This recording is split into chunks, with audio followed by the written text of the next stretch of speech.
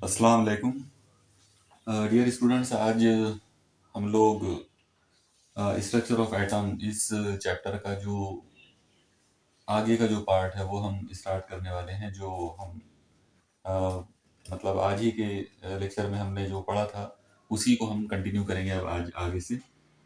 आप देखिए, हम लोगों ने बोहर्स एटॉमिक मॉडल के कुछ बेसिक जो फॉर्मूले जो पढ़े थे अभी तक उनको एक बार रिवाइज कर लेते हैं। बोहर्स एटॉमिक मॉडल का जो पहला पोस्टुलेट है वो था m v square upon r is equal to 1/4 pi epsilon 0 z e square upon r square. ये जो फॉर्मूला है इसमें हम लोगों ने बेसिक चीज ये बात की थी कि centripetal force is equal to electrostatic force, यानी किसी भी न्यूक्लियस के चारों तरफ जो इलेक्ट्रॉन जो सर्कुलर ऑर्बिट में घूमेगा तो उसकी सेंट्रीपिटल फोर्स और इलेक्ट्रोस्टैटिक फोर्स जो है दोनों इक्वल रहेगी। ये हो गया फर्स्ट पोस्टुलेट। इसके बाद सेकंड जो पोस्टुलेट है उसके अंदर हमने बात की थी कि इलेक्ट्रॉन कौन से ऑर्बिट में रहेगा। तो इलेक्ट्रॉन उसी ऑर्बिट में रहेगा जिस ऑर्बिट में एंगुलर मोमेंटम की वैल्यू रहेगी NH/2 के बराबर। ओके, एंगुलर मोमेंटम इन nth ऑर्बिट, यानी n नंबर वाला जो ऑर्बिट है उसमें जो एंगुलर मोमेंटम है उसकी वैल्यू होना चाहिए NH/2 के बराबर। अगर ये वैल्यू, अगर ये कंडीशन है, अगर एंगुलर मोमेंटम की इतनी वैल्यू है तो इलेक्ट्रॉन उस ऑर्बिट में रहेगा, अदरवाइज नहीं रहेगा। यहाँ पर n जो है वो प्रिंसिपल क्वांटम नंबर है, h प्लैंक्स कांस्टेंट। इसके बाद हम लोगों ने देखा था थर्ड पोस्टुलेट। थर्ड पोस्टुलेट के अंदर बात ये हुई थी कि इलेक्ट्रॉन अगर हायर ऑर्बिट से लोअर ऑर्बिट में आता है, यानी जब भी उसका ट्रांजिशन होगा from higher orbit to lower orbit, तो लाइट एनर्जी जो है वो एमिट होंगी।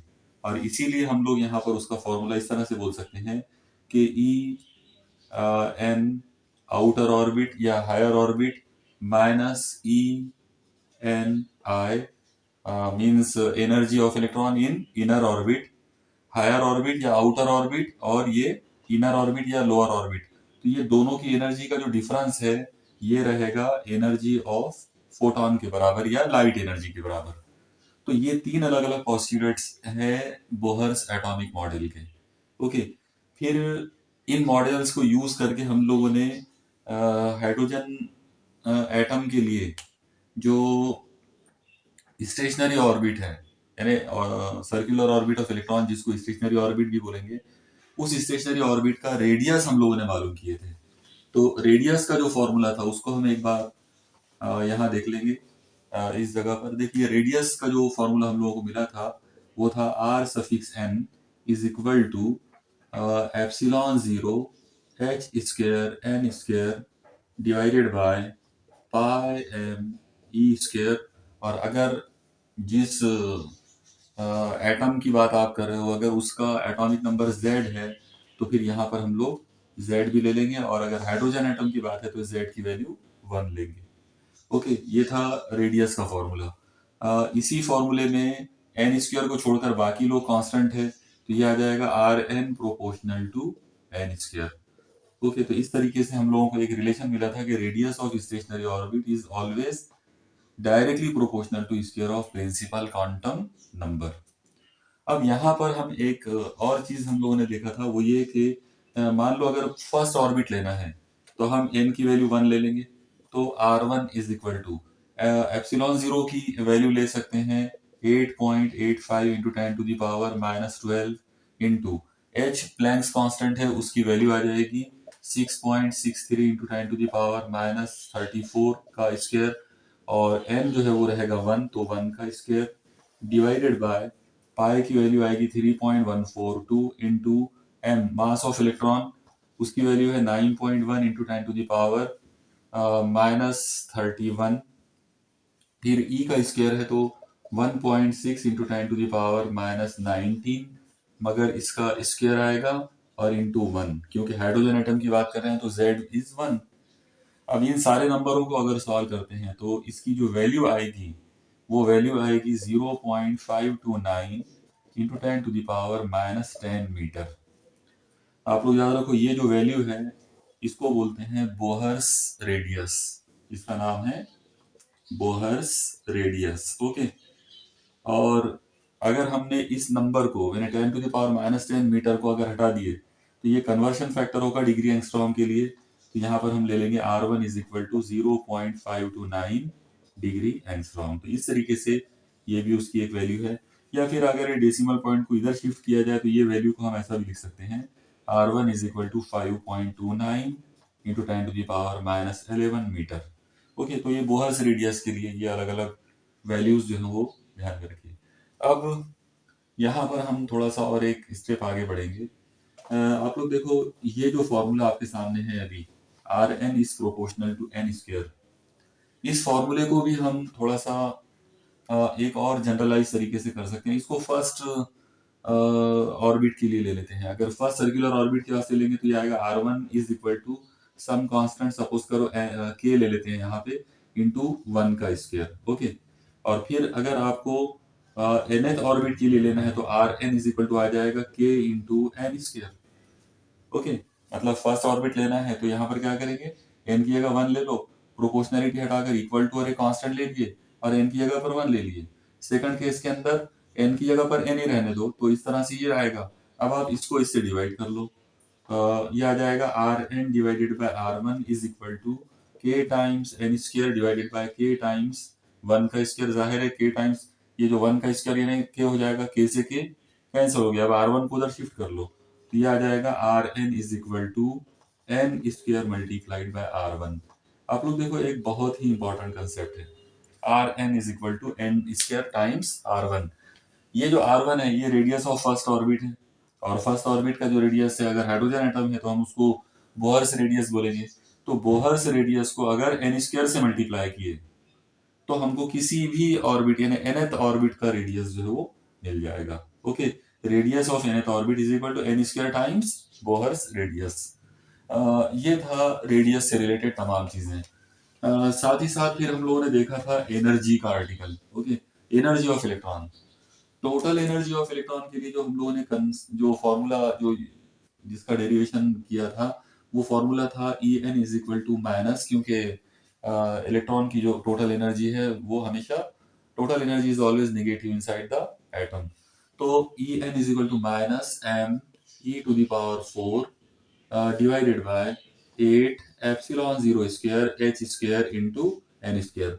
अगर ये हाइड्रोजन एटम है तो ये फॉर्मूला कुछ इस तरह से आएगा। लेकिन अगर कोई और एटम है, यानी हाइड्रोजन लाइक अगर एटम है और उसका एटॉमिक नंबर अगर Z है, तो फिर यहाँ पर इस जगह पर Z स्क्वायर आएगा।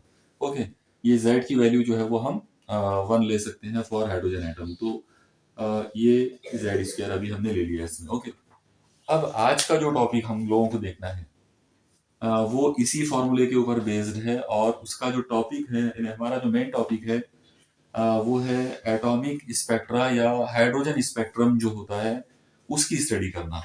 यानी हाइड्रोजन स्पेक्ट्रम होता कैसा है, क्या चीज है हाइड्रोजन स्पेक्ट्रम। तो देखिए, यहाँ पर आप ऐसा इमेजिन करो कि आपने सपोज करो कि हाइड्रोजन का एटम लिए और इस एटम को आपने कुछ एनर्जी देकर उसको एक्साइट किए। जब उसके इलेक्ट्रॉन एक्साइटेड स्टेट में जाएंगे तो आपको पता है कि वहां पर वो 10⁻⁻8 सेकंड के लिए रहेंगे। इसको पिक्चर से आप ऐसा समझ लो कि सपोज करो ये न्यूक्लियस है हाइड्रोजन एटम का, और यहाँ पर ये फर्स्ट ऑर्बिट है या लोअर ऑर्बिट है जिसमें इलेक्ट्रॉन है। इस ऑर्बिट का नाम रख देते हैं N1।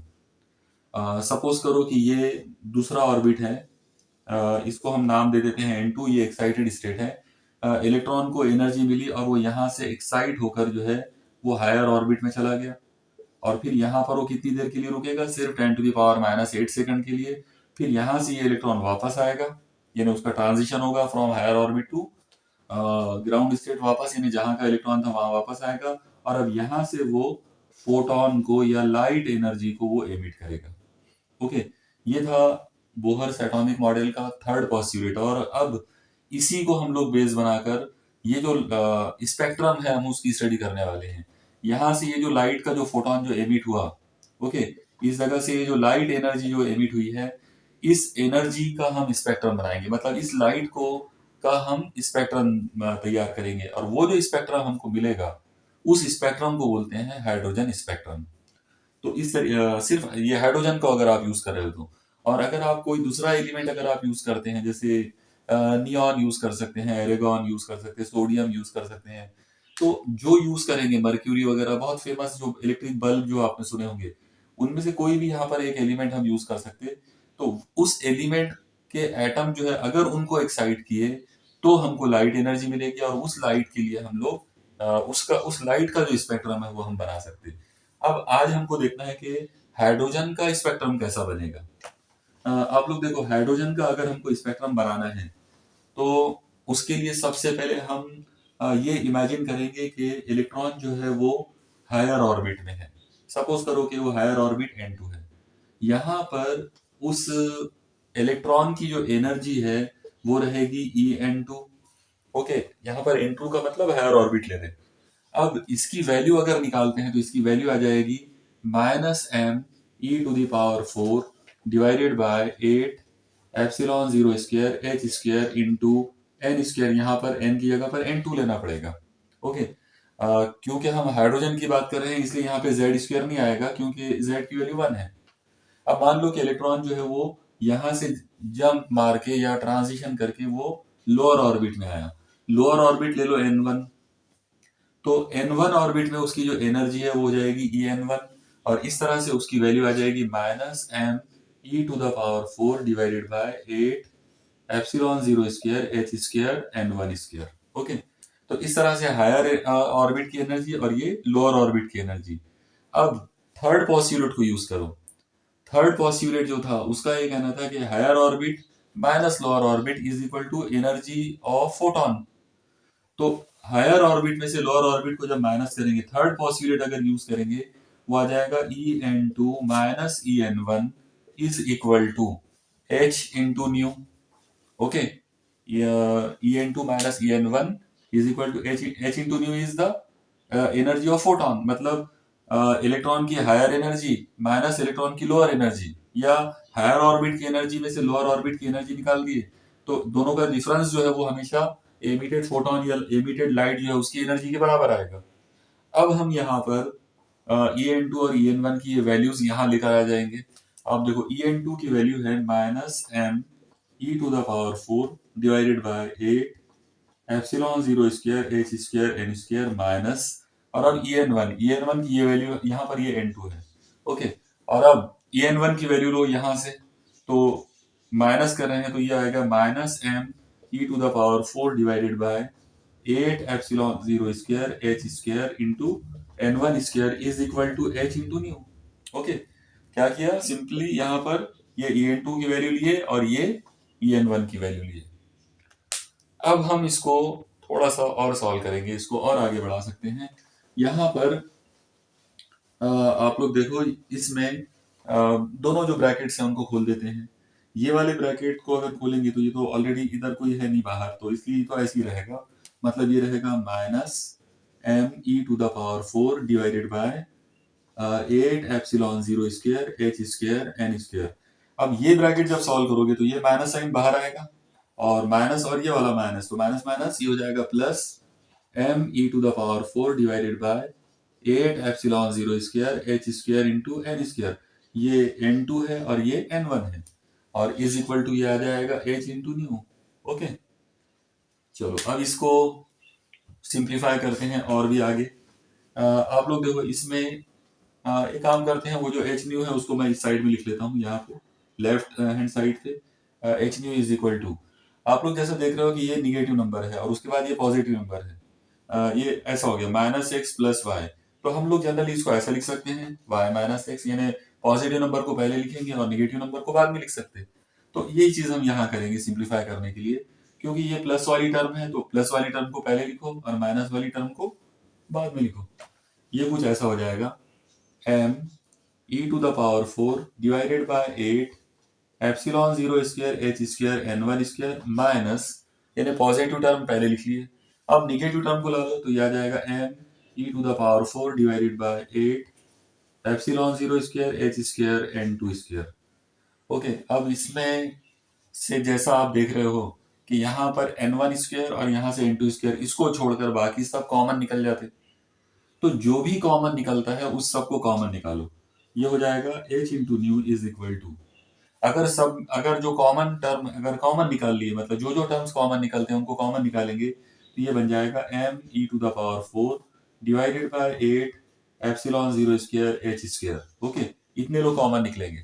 और अब यहां से ये लोग कॉमन चले गए तो बचा कौन, यहां से 1/n1 स्क्वायर माइनस यहां से ये लोग चले गए तो यहां से कॉमन बचेगा 1/n2 स्क्वायर। ओके, तो इस तरीके से एक पर्टिकुलर इक्वेशन तक हम यहां तक हम लोग पहुंच गए। H nu is equal to एक कॉमन टर्म हमने निकाल लिए m e⁴ 8 epsilon 0 square h square. Okay, याद रखो अगर यही वाला आर्टिकल हम हाइड्रोजन लाइक एटम के लिए अगर करते हैं तो यहाँ पे सिर्फ z स्क्वायर आएगा, ज्यादा की एक चीज जो है वो क्या रहेगी, z स्क्वायर। इस जगह पर e⁴ के पास यहाँ पे z स्क्वायर की टर्म भी आएगी, लेकिन वो अदर देन हाइड्रोजन के लिए आएगा ओनली। और अगर हाइड्रोजन की बात करें तो z की वैल्यू 1 है, इसलिए वो यहाँ पर वो टर्म नहीं आएगी। ओके, चलिए अब हम एक स्टेप इसके अंदर और आगे बढ़ाते हैं।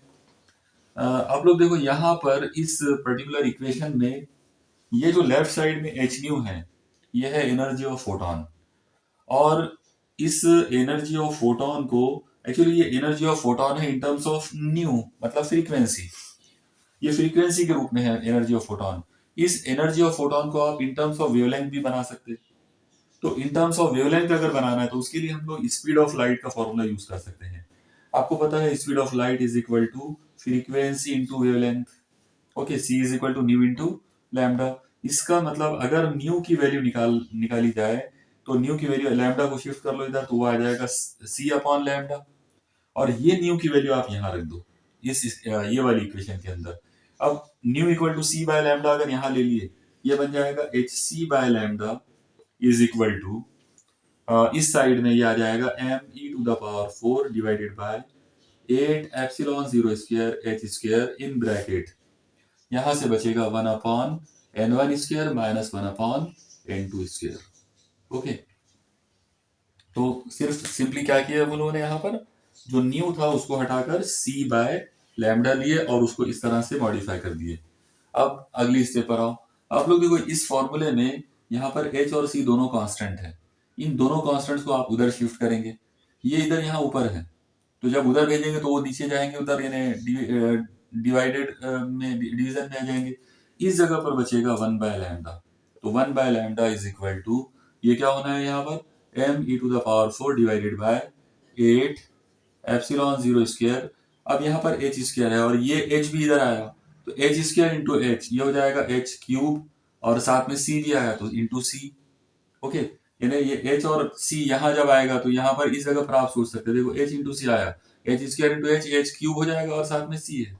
ओके, और अब इन bracket 1/n1 square minus 1/n2 square.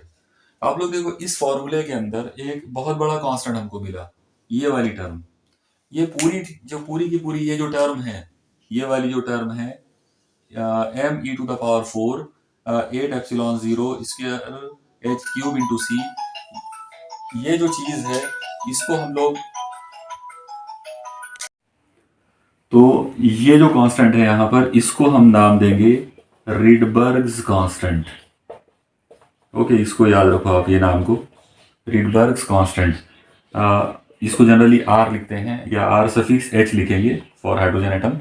तो रिडबर्ग कांस्टेंट यानी R suffix H is equal to, या सिर्फ R is equal to m e⁴ divided by 8 epsilon 0 square h cube c।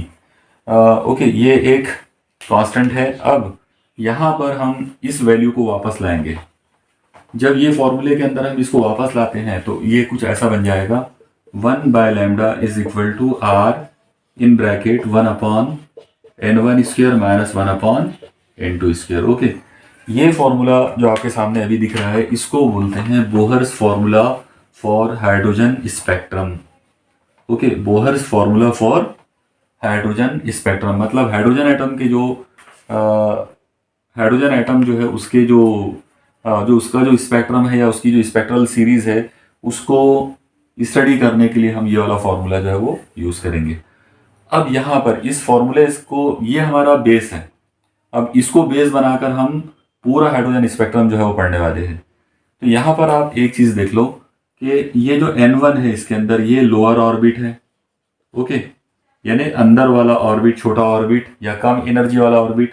और जो N2 है ये हमारा हायर ऑर्बिट है, ओके, यानी बड़े वाला ऑर्बिट या बाहर वाला ऑर्बिट, जिसके अंदर ज़्यादा एनर्जी वाला ऑर्बिट, ओके। तो N1 का मतलब लोअर ऑर्बिट रहेगा, एनी नंबर जो कि लोअर है, और N2 का मतलब रहेगा हायर ऑर्बिट, वो भी कोई नंबर होगा जो N1 से बड़ा रहेगा, ओके।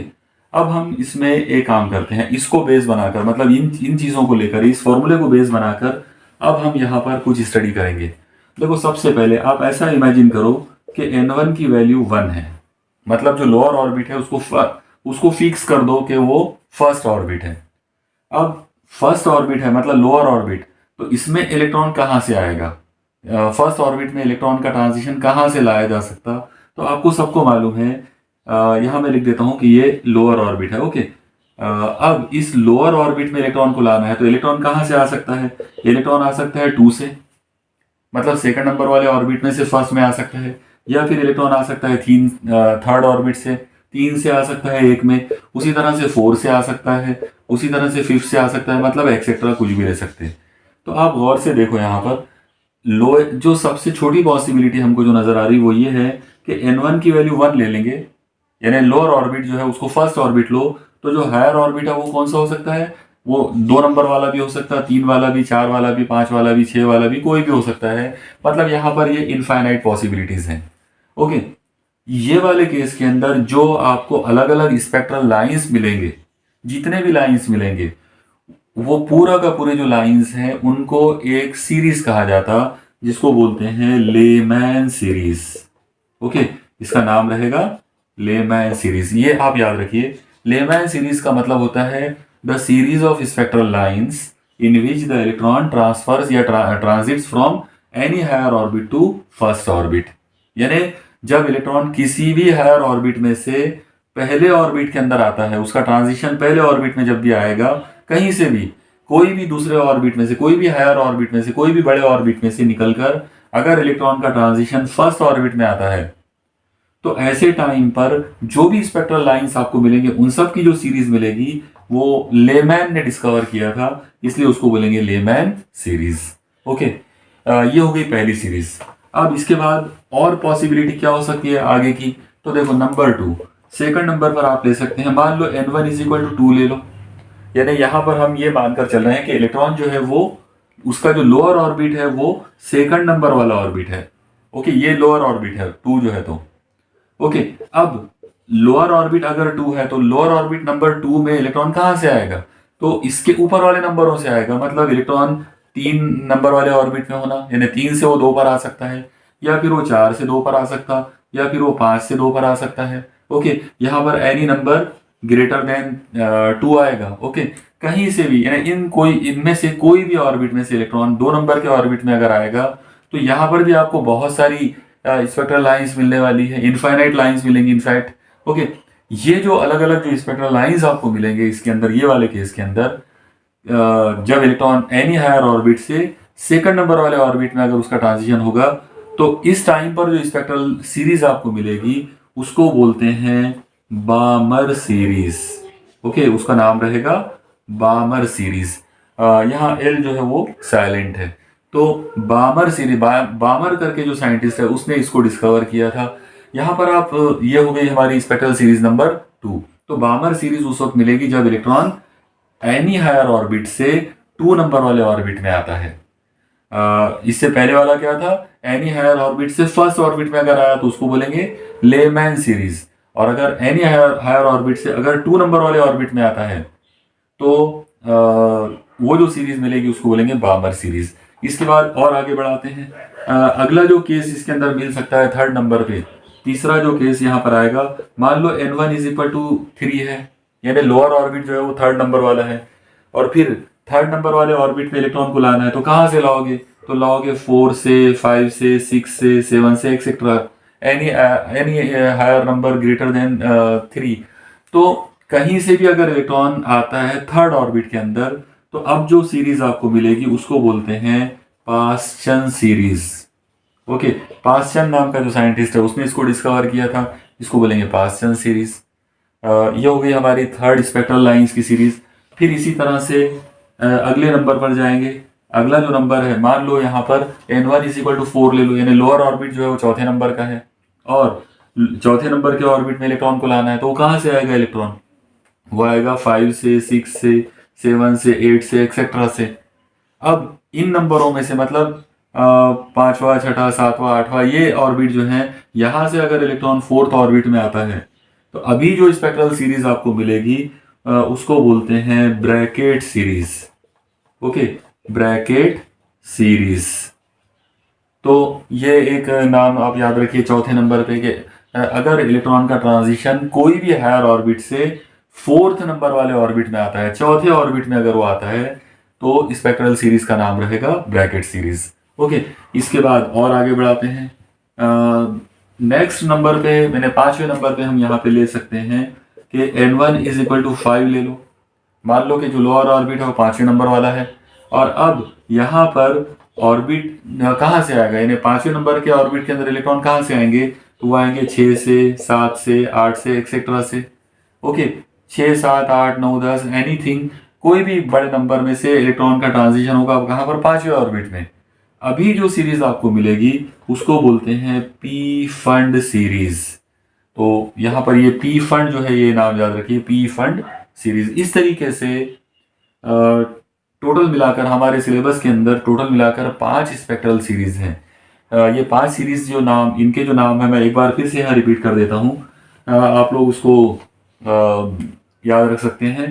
पहला जो सीरीज हमको मिला था वो था लेमैन सीरीज, उसके बाद दूसरे नंबर वाला था बामर सीरीज, उसके बाद वाला था पास्चन सीरीज, उसके बाद वाला था ब्रैकेट सीरीज।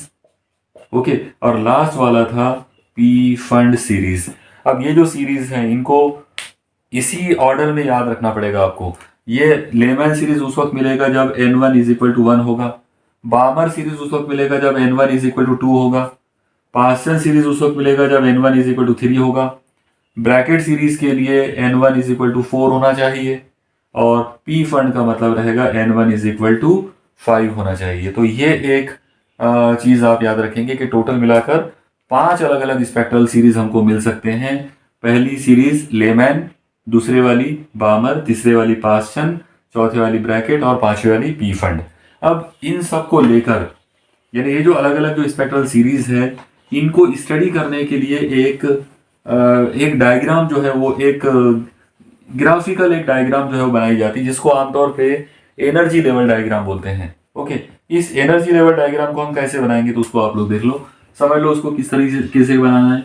मान लो यहाँ पर हमने इस जगह पर एनर्जी लिए, यानी एनर्जी लेवल्स लिए, और इस साइड में जो है हम लोग स्पेक्ट्रल सीरीज जो है वो बनाएंगे। तो अब किस तरह से लेना है देखो, सबसे पहले मान लेते हैं यहाँ पर इस जगह पर कि ये n इज इक्वल टू 1 वाला ऑर्बिट है, ये वाली जो लाइन है तो ये 1 नंबर वाली ऑर्बिट है।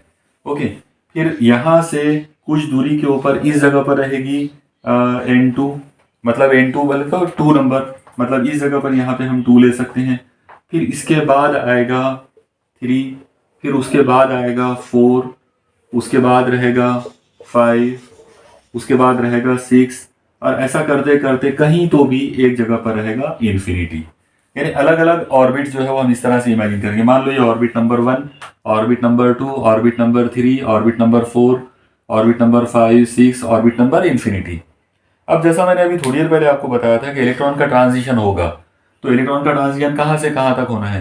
पहले नंबर पे सबसे सिंपल जो ट्रांजिशन होता है वो ये वाला है, ऑर्बिट नंबर 2 से ऑर्बिट नंबर 1 पर। इसके बाद दूसरा ट्रांजिशन हो सकता है ऑर्बिट नंबर 3 से ऑर्बिट नंबर 1 पर। याद रखो लोअर ऑर्बिट हमने n is equal to 1 fix करे थे, तो ट्रांजिशन यहीं पर ही लाके खत्म करेंगे। तीसरी केस के अंदर यहाँ ये हो सकता है कि ऑर्बिट नंबर 4 से ऑर्बिट नंबर 1 पे इलेक्ट्रॉन आएगा, या फिर इलेक्ट्रॉन आएगा ऑर्बिट नंबर 5 से ऑर्बिट नंबर 1 में, ऑर्बिट नंबर 6 से आएगा ऑर्बिट नंबर 1 में। आप लोग देखो इसके बाद ऑर्बिट नंबर 7 से आएगा, ऑर्बिट नंबर 8 से आएगा, लेकिन खत्म होगा 1 पर ही। ओके, ऐसा करते करते आखिरी वाली जो स्पेक्ट्रल लाइन है वो आपको मिलेगी, इनफाइनाइट नंबर वाला जो ऑर्बिट है वहां से इलेक्ट्रॉन आएगा फर्स्ट ऑर्बिट के अंदर। ये जो इतने सारे जो स्पेक्ट्रल लाइंस आपको नजर आ रहे हैं, इनको बोलते हैं लेमैन सीरीज। यहाँ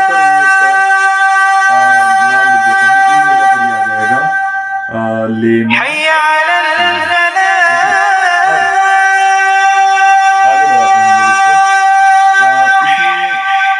सेकंड जो केस अब बनेगा कि इलेक्ट्रॉन का ट्रांजिशन और कहाँ हो सकता है, तो अगले केस के अंदर इलेक्ट्रॉन का ट्रांजिशन होगा ऑर्बिट नंबर 3 से 2 पर, या फिर ऑर्बिट नंबर 4 से 2 पर, या फिर ऑर्बिट नंबर 5 से 2 पर, या ऑर्बिट नंबर 6 से 2 पर, या ऑर्बिट नंबर इन्फिनिटी से 2 पर, यानी एनी हायर ऑर्बिट से ऑर्बिट नंबर 2 पर इलेक्ट्रॉन आना चाहिए। ये वाली जो सीरीज है इसको हमने नाम दिए थे बामर सीरीज। ओके, ये बामर सीरीज रहेगी। फिर तीसरे नंबर पर हम आगे बढ़ाते इसको और आगे, अगले नंबर पे इलेक्ट्रॉन का ट्रांजिशन होगा 4 से 3 पर, या फिर 5 से 3 पर, या फिर 6 से 3 पर, और ऐसा करते करते इन्फिनिटी से 3 पर। ये वाली जो सीरीज है, इस सीरीज को हमने जो नाम यहाँ पर जो हमने दिया था, इसका जो नाम था वो था पाश्चन सीरीज। ओके, तो ये पाश्चन सीरीज यहाँ पर आ गई तीसरे नंबर पर। अब चौथे नंबर पे हम जाएंगे। आप लोग देखो बराबर ऑर्डर में आप नाम याद रखेंगे। इसके बाद इलेक्ट्रॉन का ट्रांजिशन होगा 5 से 4 पर, 6 से 4 पर, 7 से 4 पर, 8 से 4 पर, और ऐसा करते करते इन्फिनिटी से 4 पर। ओके, ये वाली जो सीरीज आपको यहाँ पर मिलेगी ये रहेगी ब्रैकेट सीरीज, इसको बोलेंगे ब्रैकेट सीरीज। और फिर लास्ट में इलेक्ट्रॉन का ट्रांजिशन आएगा 5वें नंबर वाले ऑर्बिट पर, मतलब वो आएगा 6 से 5 पर, 7 से 5 पर, 8 से 5 पर, और ऐसा करते करते वो कहाँ से आएगा, इन्फिनिटी से 5 पर। ये वाली जो सीरीज हमको मिलने वाली है, लास्ट वाली जो सीरीज यहाँ पर है, उसको हम नाम देंगे पी फंड सीरीज का। ओके, पी जो है वो यहाँ पे साइलेंट मानेंगे, तो पी फंड सीरीज जो है वो 5वें नंबर पर हमको मिलेगी। तो आप देखो स्पेक्ट्रल लाइंस जो है वो इस तरह से हमको मिलती है, मतलब स्पेक्ट्रल लाइंस की जो सीरीज है हाइड्रोजन एटम के अंदर वो इस तरह से मिलेगी। अब यहाँ पर एक और चीज़ की हमको स्टडी करना है। अब यहाँ पर एक चीज़ ध्यान में रखिए कि ये जो स्पेक्ट्रल सीरीज जो हमको नज़र आ रहे हैं, पूरे इतने सारे जो 5 जो सीरीज नज़र आ रहे हैं, हर सीरीज के अंदर इनफाइनाइट लाइंस हैं। ओके, ये मत समझना आपके पी फंड में सिर्फ 2 ही लाइंस हैं, क्योंकि 2 हमने बनाए। एक्चुअली यहाँ पे हमने 6 के आगे ऑर्बिट नहीं बनाया। अगर 7वां ऑर्बिट बनाएंगे तो 7 से भी आएगा, 8 से भी आएगा, 9 से भी आएगा, 10 से भी आएगा।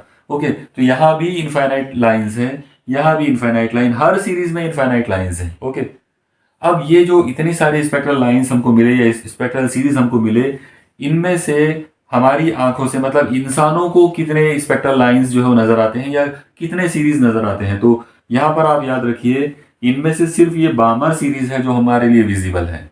मतलब ये वाला जो है इसको हम बोलेंगे कि ये विजिबल स्पेक्ट्रल लाइंस है बामर सीरीज की।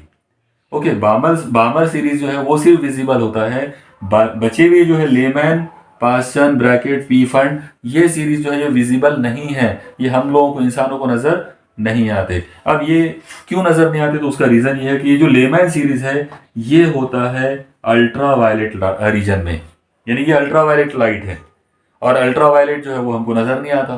तो अल्ट्रा वायलेट लाइट के अंदर लेमैन सीरीज पूरा का पूरा जो है वो अल्ट्रा वायलेट में है। इसके बाद जो पाश्चन सीरीज है ये होता है इंफ्रारेड में, तो इंफ्रारेड की वजह से ये नजर नहीं आता। फिर ब्रैकेट सीरीज जो है ये होता है नियर इंफ्रारेड में, और नियर इंफ्रारेड है इसलिए ये भी नजर नहीं आएगा। और ये जो पी फंड है ये होता है फार इंफ्रारेड में, इसलिए ये भी नजर नहीं आएगा। इसका मतलब ये हुआ कि टोटल मिलाकर 5 सीरीज में से सिर्फ एक सीरीज है जो विजिबल है, और बचे हुए जो 4 हैं वो हमारे लिए विजिबल नहीं है। क्यों विजिबल नहीं है, तो उसका रीजन भी आप याद रखेंगे। लेमैन सीरीज जो है वो अल्ट्रा वायलेट, इसके अलावा पाश्चन series infrared, Brackett series near infrared, और पी फंड सीरीज जो है वो फार इंफ्रारेड रीजन के अंदर आएंगे। ये है ये जो डायग्राम आप देख रहे हो इसको हम लोग बोलते हैं hydrogen energy level diagram for hydrogen spectrum. Okay, यहाँ पर हमारा एक बड़ा पोर्शन जो है वो इस पर्टिकुलर चैप्टर का वो अब एंड हो गया। यहाँ अब हम आज का ये जो लेक्चर है इसको रोक देते हैं।